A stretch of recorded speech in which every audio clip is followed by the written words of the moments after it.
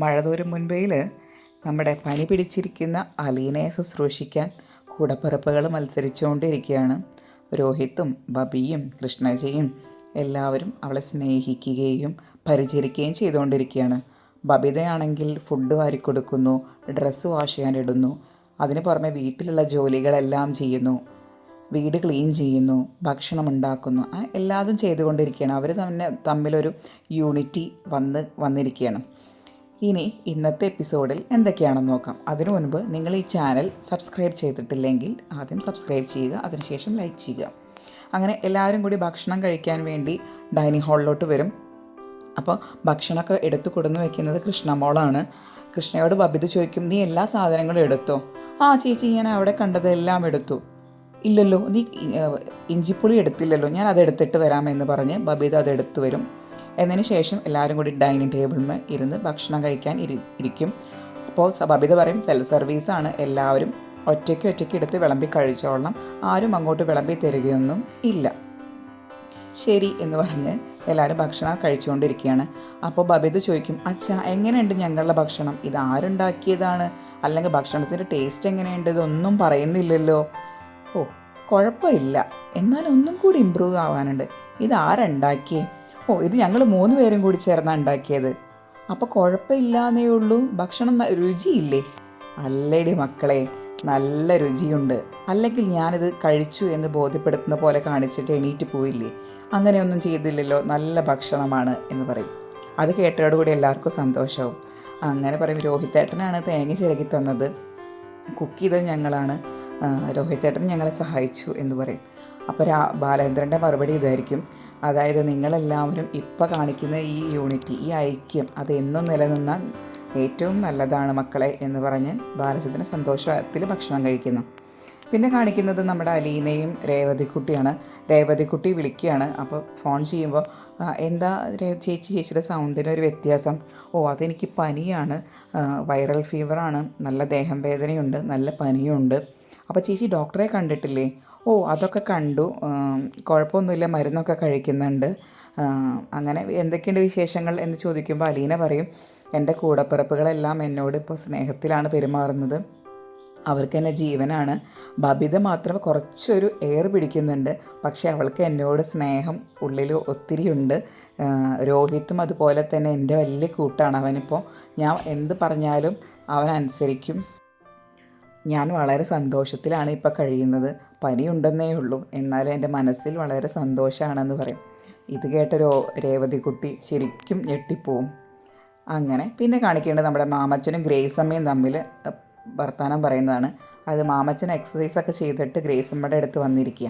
അപ്പം മാമച്ചൻ്റെ പരാതി എന്തെന്ന് വെച്ചാൽ, ഗ്രേസമ്മയ്ക്കും മാമച്ചനും ഏകദേശം ഒരേപോലെയാണ് അസുഖങ്ങൾ. മാമച്ചന് എക്സ്ട്രാ ആയിട്ട് ഹാർട്ടിൻ്റെ പ്രശ്നം കൂടിയുണ്ട്.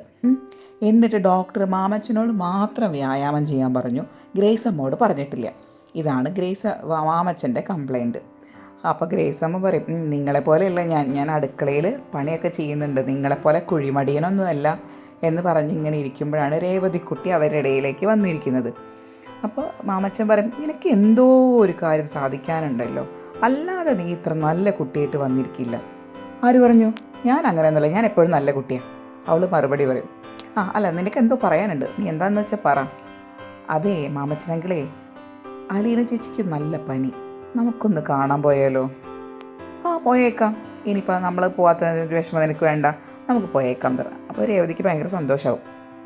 അങ്ങനെ രേവതി, എന്നാൽ ശരി ഞാൻ പോട്ടെ എന്ന് പറഞ്ഞിട്ട് രേവതി പോകാൻ നിൽക്കുകയാണ്, മുകളിലോട്ട് പോകാൻ നിൽക്കുകയാണ്. അപ്പോഴാണ് രേവതിക്കൊരു കാര്യം ഓർമ്മ വരിക, അല്ല നമ്മുടെ ആ ചേട്ടനെ വിളിച്ചില്ലല്ലോ, ഷെറിൻ ചേച്ചിയുടെ ചേട്ടനെ വിളിച്ചില്ലല്ലോ, ഷെറിൻ ചേച്ചിയുടെ ചേട്ടൻ അന്ന് ഇവിടെ വന്ന് വഴക്കുണ്ടാക്കി പോയതല്ലേ, നമ്മളൊന്ന് വിളിക്കുന്നത് നല്ലതായിരിക്കും, നമുക്കത് ഭാവിയിലോട്ട് ചിലപ്പോൾ എപ്പോഴാണ് ഉപകരിക്കുക എന്ന് പറയാൻ പറ്റില്ല എന്ന് പറയും. അപ്പം മാമച്ചനും തോന്നും, അത് ശരിയാണ് രേവതിക്കുട്ടി പറഞ്ഞതിൽ. പിറ്റേ ദിവസം രാവിലെ ബബിതയുടെയും കൃഷ്ണമോളുടെയും വഴക്ക് കേട്ടിട്ടാണ് അലീന എണീറ്റ് വരുന്നത്. അലീന എണീറ്റ് വന്ന് ജനൽ തുറന്ന് നോക്കുമ്പോൾ മുറ്റത്ത് 2 പേരും ചൂലും പിടിച്ച് നിൽക്കുന്നുണ്ട്. അവർ വഴക്കൂടുകയാണ്. മുറ്റം ക്ലീൻ ചെയ്യുന്നതിനെ കുറിച്ചിട്ട് അങ്ങോട്ടും ഇങ്ങോട്ടും പറഞ്ഞ് വഴക്കൂടുകയാണ്. ബബിത പറയും, കൃഷ്ണേ വാശി പിടിക്കാൻ നിൽക്കല്ലേ, ഞാനാണ് നിൻ്റെ ചേച്ചി. ചേച്ചി അങ്ങനെ വല്ലാണ്ട് ചേച്ചി ചമയണ്ട, ഈ 2 ദിവസമായിട്ട് നല്ല ഭരണമാണ് ചേച്ചി എന്ന് പറഞ്ഞ് അങ്ങോട്ടും ഇങ്ങോട്ടും പറയുന്നുണ്ട്. അപ്പോൾ ഇതിനിടയ്ക്കാണ് നമ്മുടെ ബാലചന്ദ്രൻ മുറിയിലോട്ട് കയറി വരുന്നത്. അങ്ങനെ മുറിയിലോട്ട് കയറി വരുമ്പോൾ ചോദിക്കും, എന്താണ് നിനക്ക് ഇത്ര ചിരി അലീന?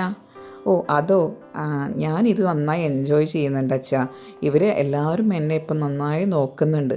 അതുകൊണ്ട് ഈ പനി പിടിച്ചുള്ള കിടപ്പ് നല്ല സുഖമുണ്ട്. ഞാൻ കുറച്ച് ദിവസം കൂടി കിടന്നാലോ എന്നാണ് വിചാരിക്കുന്നത്.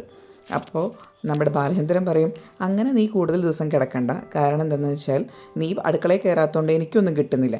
ഇന്ന് നിനക്ക് ചുക്ക് കാപ്പിയായതുകൊണ്ട് എനിക്കും ചുക്ക് കാപ്പി. അതുകൊണ്ട് ഇത് നടക്കില്ല. നീ പെട്ടെന്ന് തന്നെ അസുഖം മാറ്റിയിട്ട് എണീറ്റ് വന്നോ എന്ന് പറയും. ശരി എന്ന് പറയും.